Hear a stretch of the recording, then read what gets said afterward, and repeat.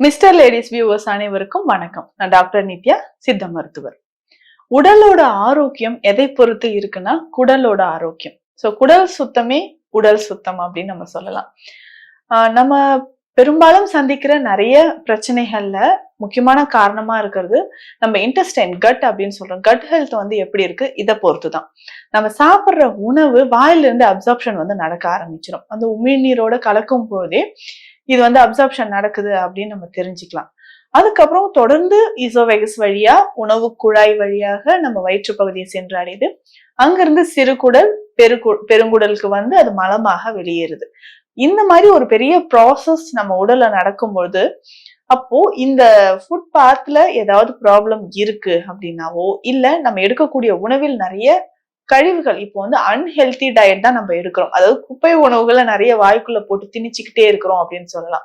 நம்ம உடலுக்கு எதெல்லாம் தேவையில்லையோ அதை நம்ம அதிகமா விரும்பி ருசிச்சு நிறைய தேவையில்லாத உணவுகள், இப்போ உதாரணத்துக்கு எது தேவையில்லைன்னு சொல்றீங்க அப்படின்னு கேட்டீங்கன்னா, இப்போ ஒரு உணவு நம்ம எடுக்கிறோம்னா அதற்கு குறிப்பிட்ட அளவு உப்பு சேர்க்கிறோம், காரம் சேர்க்கிறோம், புளிப்பு சேர்த்து எடுக்கிறோம். ஆனா அதிகமாக மிதமிஞ்சி நம்ம சில சுவைகளை தேவையில்லாம சேர்த்து எடுக்கிறோம் இல்லைங்களா, அதுதான் நம்ம உடலுக்கு டாக்ஸினா கழிவாக மாறுது. இப்போ உப்பு எடுத்துக்கிட்டோம்னு வச்சுக்கோங்களேன், இன்னைக்கு பெரும்பாலான உணவுகள்ல உப்பு சுவை தான் அதிகமா இருக்கு. இப்போ ஒரு ஜங்க் ஃபுட்ஸ் எடுக்கிறோம், ஃபாஸ்ட் ஃபுட் எடுக்கிறோம்னா அதுல உப்பு தான் நிறைய சேர்த்திருப்பாங்க. ஏன்னா அந்த உப்பு சுவை தான் திரும்ப திரும்ப அதை சாப்பிட வைக்கிறதுக்கோ, மற்றும் அது சீக்கிரம் கெடாமல் இருக்கிறதுக்கு அது உப்பு சுவையை நிறைய சேர்க்கிறோம். அதை நிறைய எடுக்கும்போது நம்ம குடல்ல போய் அங்கங்க தங்கி கழிவுகளாக மாற ஆரம்பிச்சிடும். அதுக்கப்புறம் அதிகமான இனிப்பு எடுக்கிறோம், இந்த கிரீம் வகைகள் நிறைய எடுக்கிறோம் இல்லைங்களா. கிரீம் வகைகள் அப்படின்னு சொல்லும்போது அந்த கேக்ல இருக்கக்கூடிய கிரீமா இருக்கட்டும், இல்ல நம்ம சாஸ், மயோனஸ் மாதிரி குழப்பா திக்கா இருக்கக்கூடிய இந்த மாதிரி நம்ம ஜங்க் ஃபுட்ஸ் நிறைய எடுக்கும்போது என்ன ஆகுதுன்னா, குடல்ல போய் செரிமானம் நடக்காம அங்கங்க ஒட்ட ஆரம்பிச்சிருது.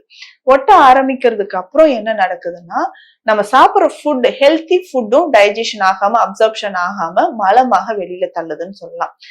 நம்ம நிறைய பேர் ஃபீல் பண்ணுவோம், எனக்கு அனிமியா இருக்கு, இந்த ரத்தம் அதிகரிக்கிறதுக்கு நான் நிறைய எடுக்கிறேன், ஆனா இன்க்ரீஸ் ஆகவே மாட்டேங்குது.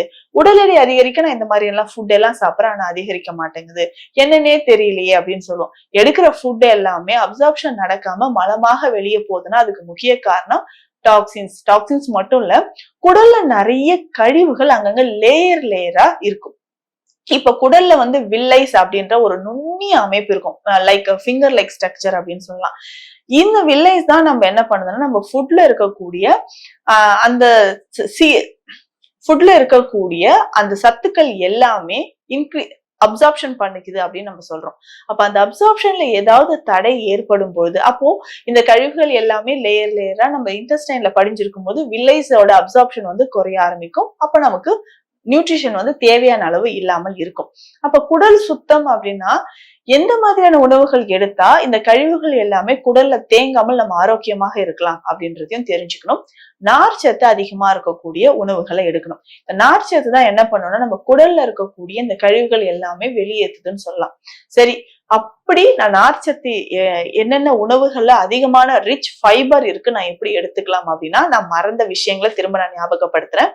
கீரை வகைகள், இந்த கீரை வகைகள் நம்ம தினமும் ஏதாவது ஒரு கீரை உணவுல இருக்கிற மாதிரி பாத்துக்கணும். அதுல முக்கியமா வெந்தய கீரை எடுக்கிறது ரொம்ப சிறந்தது. அதுக்கப்புறம் பார்த்தோம்னா பசலைக்கீரை, பாலக்கீரை ரொம்ப ரொம்ப சிறந்தது. அதுக்கப்புறம் பருப்பு கீரை அப்படின்னு சொல்லுவோம். இந்த கீரைகள் எல்லாமே அதிகமான நார்ச்சத்து இருக்கு.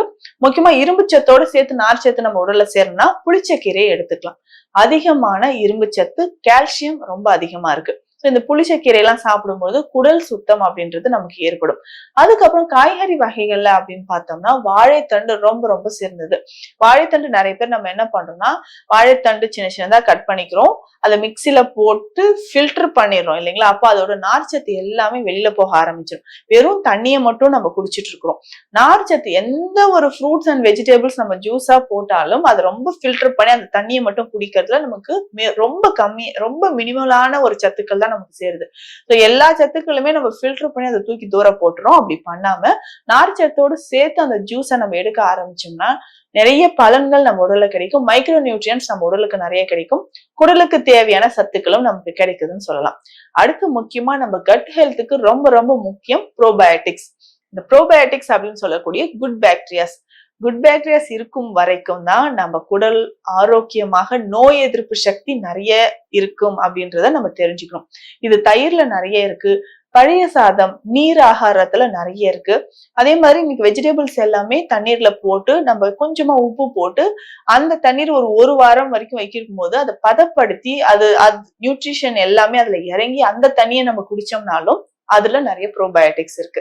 இந்த மாதிரி ப்ரோபயோட்டிக்ஸ் அதிகமா இருக்கக்கூடிய உணவுகளை எடுக்க என்ன ஆகும்னா நமக்கு குட் பாக்டீரியாஸ்னால நிறைய சேர்ந்து குடலோட ஆரோக்கியம் மேம்படுத்தப்படுது அப்படின்னு சொல்லலாம். இது முக்கியமா நம்ம கழிவுகள் அப்படின்னு சொல்றது தினமும் நம்ம மலம் கழிக்கிறதையும் சேர்த்துதான் நான் சொல்றேன். அப்ப கான்ஸ்டிபேஷன் அப்படின்ற பிரச்சனையும் நிறைய பேருக்கு தொடர்ந்து இருக்கு. 2 நாட்களுக்கு ஒரு முறை, 3 நாட்களுக்கு ஒரு முறை நான் மோஷன் போறேன்னு சொல்றவங்களும் நிறைய பேர் இருக்கீங்க.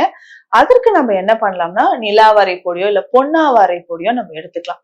இதுல முக்கியமா நாட்டு தகரை அப்படின்னு சொல்லக்கூடிய ஒரு மூலிகையும் இருக்கு. இதுக்குமே லாக்ஸேட்டிவ் அப்படின்னு சொல்லக்கூடிய மலமிளக்கி செய்கை இருக்கு. இந்த நிலாவாரை அப்படின்னு சொல்ற இந்த மூலிகை பொடி சித்த மருந்தகங்கள்ல இருக்கும். இது வெந்நீர்ல கலந்து தினமும் இரவு நம்ம குடிக்கணும். இல்ல நாட்டு தகரை அப்படின்னு சொல்றதும் நாட்டு தகரையோட சில மூலிகைகள் சேர்த்து மருந்தாகவும் இருக்கும். அதை நம்ம எடுத்துட்டு வரலாம். இப்ப குடல் சுத்தம் அப்படின்னு சொல்லும் பொழுது விளக்கெண்ணெயை நம்ம 3 மாதத்துக்கு ஒரு முறை பயன்படுத்தி கொள்ளலாம்.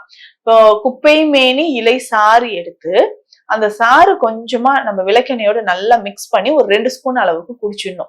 இப்படி காலையில எம்டி ஸ்டொமக்ல ஒரு 2 ஸ்பூன் அளவுக்கு குப்பை மேனி இலை சாரோட கலந்து விளக்கெண்ணையை எடுக்கும் பொழுது லேசா நமக்கு மோஷன் போக ஆரம்பிக்கும். ஒரு 2-3 தடவை லூஸ் மோஷன் போயிட்டு குடல் சுத்தமாக ஆரம்பிக்கும்.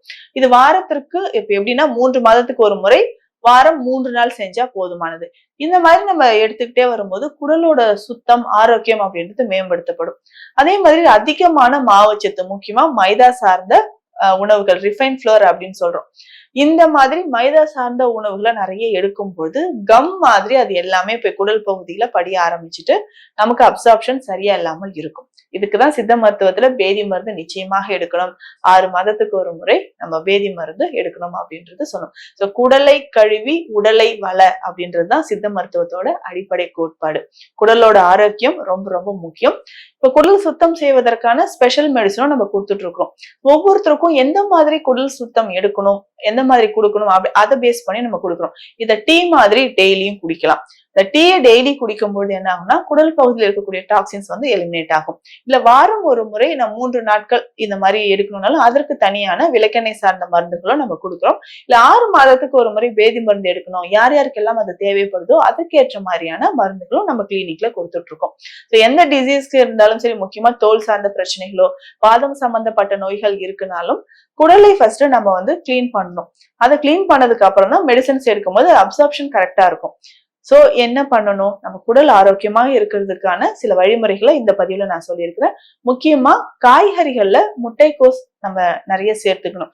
வாரத்துக்கு 2-3 நாட்கள் முட்டைக்கோஸை நம்ம ஜூஸ் மாதிரி போட்டு குடிச்சாலும் குடல் ரொம்ப சுத்தமா இருக்கும். அதே மாதிரி செலரி விதைகளும் பயன்படுத்தலாம். இல்லைன்னா செலரி கீரைகள் இருக்கு. இந்த செலரி கீரையை என்ன பண்ணலாம்னா அரைச்சி சாறு மாதிரி எடுத்துக்கலாம். இல்ல இதை நல்லா கொதிக்க வச்சு நம்ம 1 டம்ளர் அளவுக்கு காலையில எம்டி ஸ்டொமக்ல குடிச்சிட்டு வரலாம். செலரி கீரைகளை கொதிக்க வச்சு காலையில ஒரு கிளாஸ் குடிக்கும்போது வயிறு சுத்தமாகும். முட்டைக்கோசும் நம்ம ஜூஸ் மாதிரி எடுத்து வாரத்துக்கு 1 அல்லது 2 நாட்கள் குடிக்கலாம். இந்த பதிவுல குடலோட சுத்தம் நம்ம எப்படி மேம்படுத்தலாம், இல்ல குடல் சுத்தம் இல்லாதனால என்னென்ன பிரச்சனைகள் வருது, குடலை சுத்தப்படுத்துவதற்கு என்னென்ன சித்த மருந்துகள் இருக்கு அப்படின்றத நான் சொல்லியிருக்கிறேன். மீண்டும் அடுத்த பதிவில் சந்திக்கலாம். நன்றி.